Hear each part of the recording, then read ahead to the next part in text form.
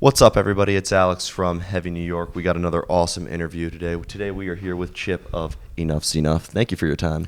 Thank you for having me, Alex. It was nice. I had a good flight, a little 6 o'clock in the morning from Chicago to New York.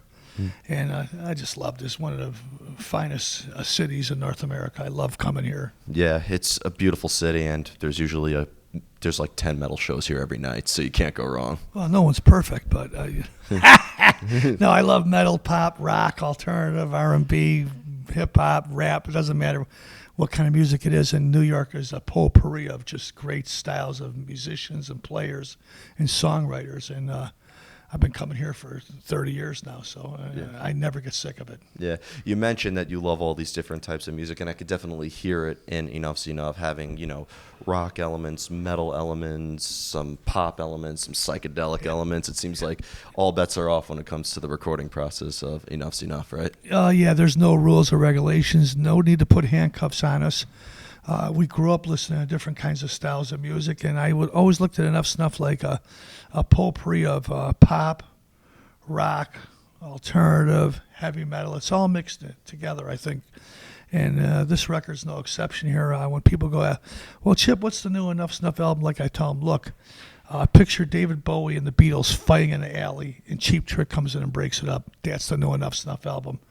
That's one of the best analogies I think I've ever heard. And it's really a 70s record, Alex.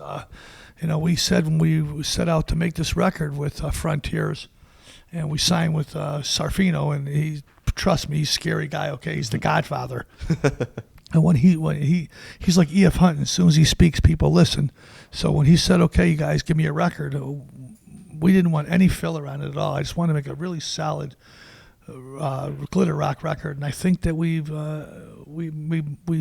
stood up to this challenge. It's very difficult nowadays making a record, especially the way we've done it, which is analog tape on 2-inch, and really playing. So in these recordings, you show the warts, scars, and tattoos of everything you're doing. But I think at the end of the day, when you put the record on the turntable, you don't see smoke machines and chicks shaking their asses.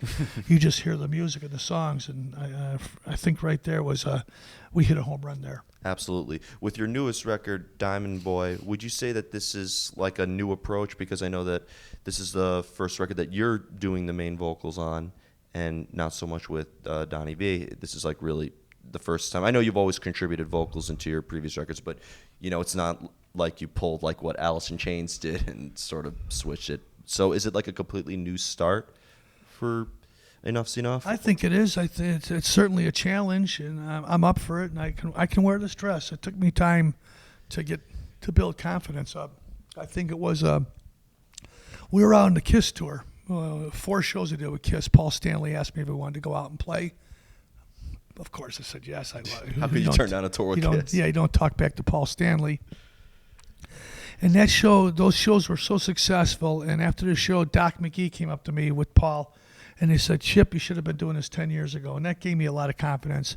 And I came back to Chicago after that 4-day run playing out in the Caribbean and Jamaica, wherever we were at.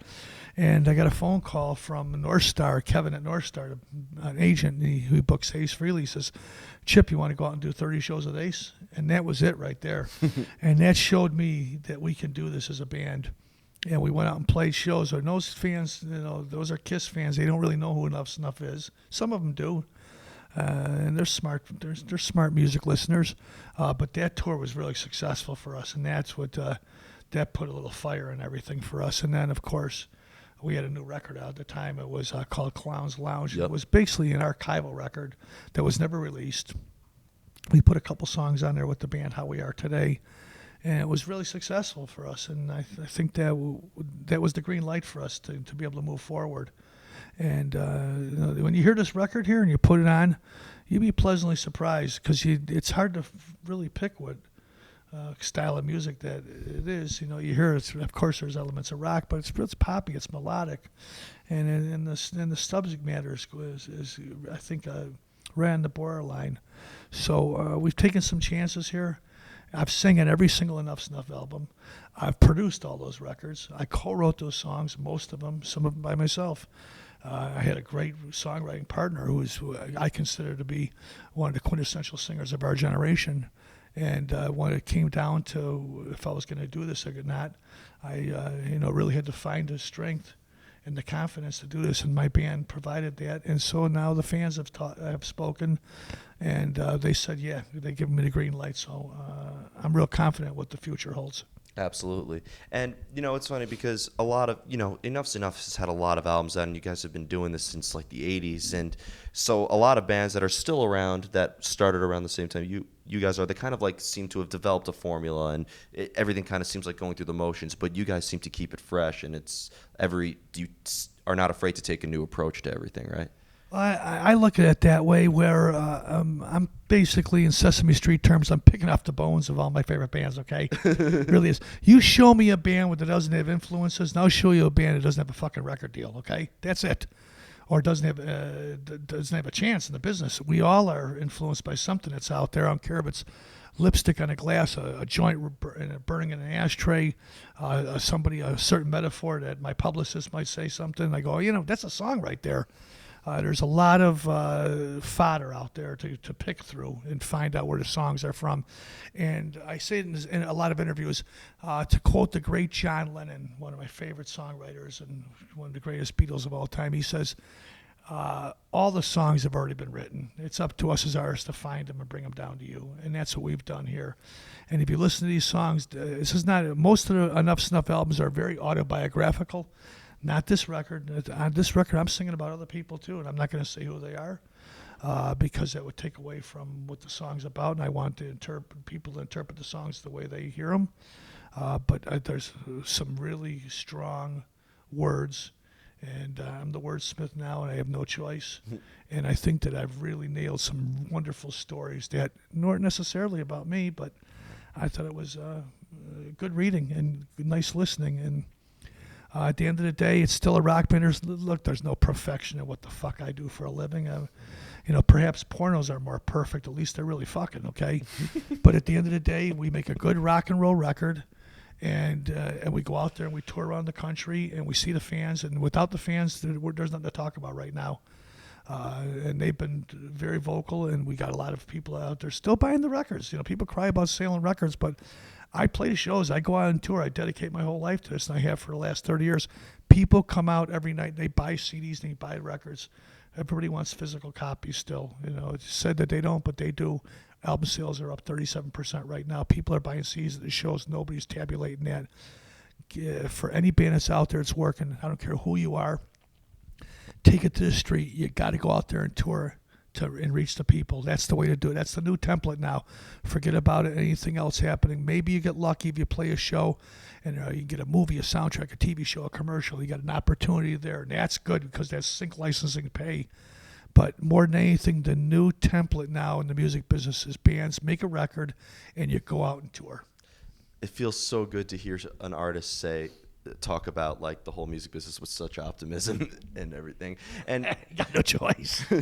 But going back to the songwriting and everything, being a vocalist, I get a different answer for this every time. Do you have to hear music in order to come up with a lyrical concept, or have maybe a lyrical idea ever determined the outcome of the music? No, there's all different kinds of ways that it comes out. Now I think any songwriter will tell you that too. Because what if I'm sitting around with you, we're hanging out, and there's no guitars or no piano or no instrumentation? It's your voice. That's your instrument. And you got a phone. You can sing into the phone, come up with your idea. A certain phrase or a metaphor somebody uses. There's a lot of different ways. And for me to pinpoint it would be a shortcut to thinking. I'd be lying to you, because I prefer having instruments around and come up with an idea, but there's so many different ways to do it. We're in a world right now where there's so much subject matter, there's so much to talk about, that you're going to find the songs, and that's what I do. I look around what's around me and all my surroundings, and that's my inspiration. Yeah, it doesn't, and it seems you mentioned there's so much inspiration, and we're just talking externally around us. Also internally, there could be inspiration there too. Do you work with both, or do you just have to look at a world around you? I look at the whole picture and every little piece, and they're not going to come all the time, bro. I heard Robert Plant talking, who I absolutely adore, and he says, the songs come to you sometimes, and you hear something, and you write it down, and you sing it. He's got a big song book, and he's got all kinds of ideas. And I don't have a song book. We've written hundreds and hundreds of songs, not with just Enough's Enough, but with other artists as well.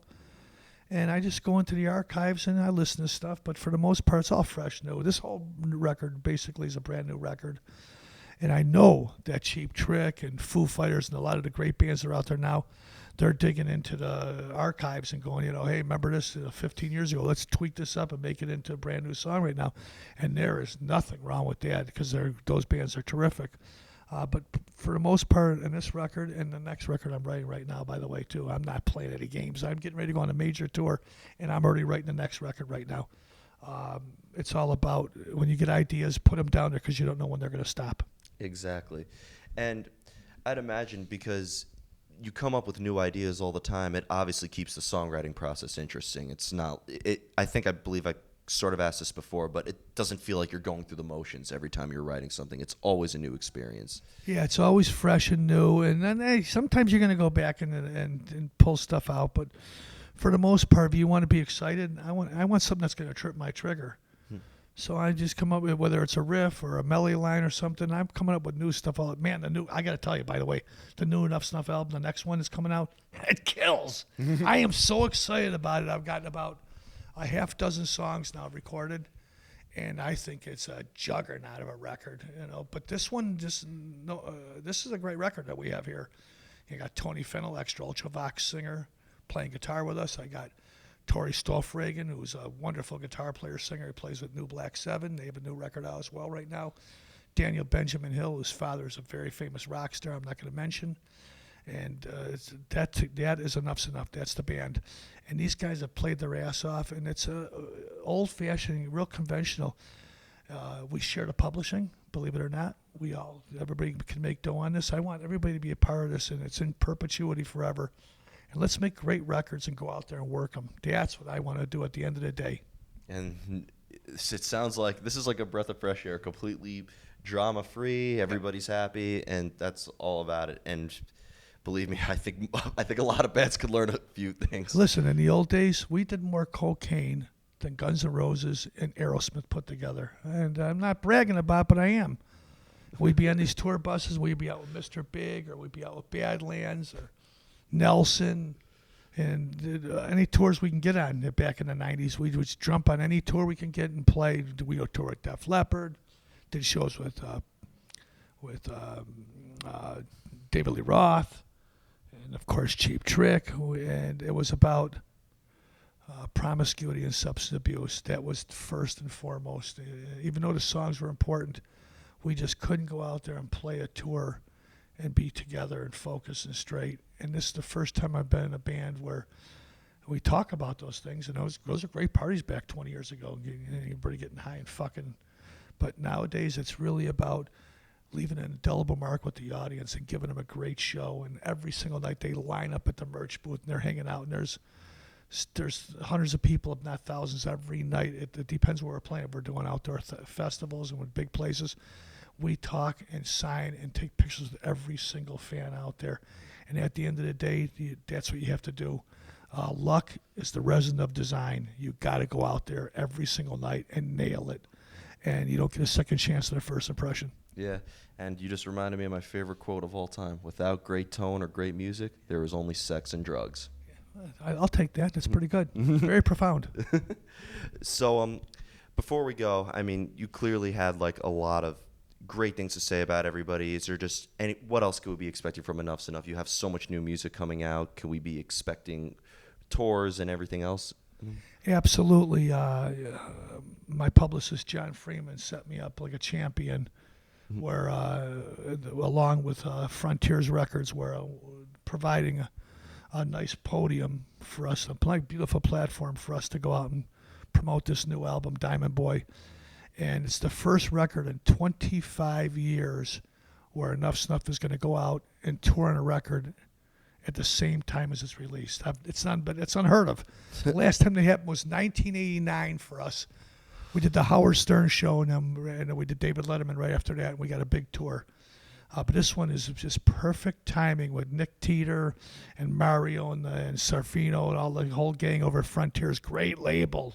Not just because they signed us. They got big bands like Journey and Night Ranger and White Snake, and I think they're going to get Def Leppard soon too. I have a feeling. But a wonderful label that takes chances and gets newer bands as well too, like the Inglorious and the Last in Line.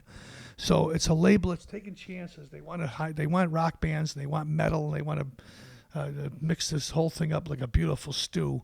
And we just happen to be right in the forefront here. And our tour starts in September to promote this new album, which is called Diamond Boy, and it's a Live Nations Sirius XM Hair Nation tour featuring Jack Russell's Great White, Los Angeles Bullet Boys, and Enuff's Enuff.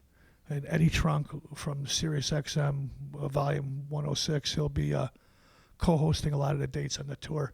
And Live Nations came in, they said, we want to do a tour and we want to bring back the celebration of what used to happen on Sunset Strip. And I said, well, I'm in, count me in, because I did a lot of partying. I did everything. When I got off the plane, and when I first got off the plane, their first thing Atlantic Records said was, don't fuck anybody at the Rainbow. And I said, why not? And they said, because they fucked everybody else. I said, okay. Including Ron Jeremy and Lemmy. I certainly don't want to be last in there, walking out of there with the banana juice on my lip. So the last thing I did was, I focused and hunkered down and said I'm going to help co-produce a great record, and we did, and we made some good records out in Los Angeles. But the whole landscape has changed right now, and if you want it really bad, you got to want it 24 hours a day. And the only way for any bands to do it out there, anybody watching this, is to make a great record and then go out on tour. There's no other way to do it. There's nothing else to talk about. No gimmicks needed. Nope, that's it. Yep, just make the music. It's all about the music. That's it, my friend. It really is. Well, Chip, thank you so much for your time. I appreciate you taking time to talk to me. Yeah, absolutely. This was a great time. Everybody, we are here with Chip of Enuff's Enuff, Diamond Boy coming out. Be sure to catch them on their tour in September. We'll see you next time. I wish you all well.